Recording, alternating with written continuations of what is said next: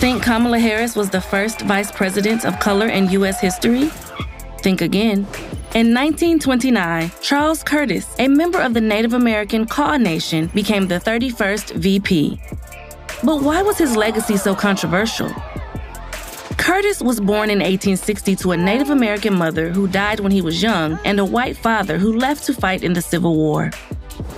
Curtis lived with his two sets of grandparents, splitting his time between the Kaw Reservation and his wealthy relatives in Topeka. Growing up speaking 3 languages, English, French, and Kansa, he went on to start a law practice in Topeka before serving as the prosecuting attorney for Shawnee County. A career in politics soon followed. In 1892, Curtis was elected to the U.S. House of Representatives from Kansas.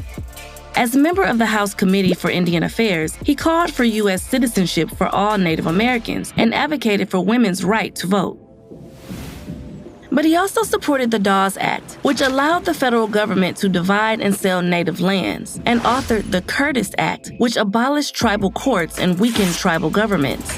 He personally gained 1,600 acres of land from the Kaw Reservation when the Kaw Allotment Act of 1902 legally dissolved the tribe, until the government finally recognized it again in 1959.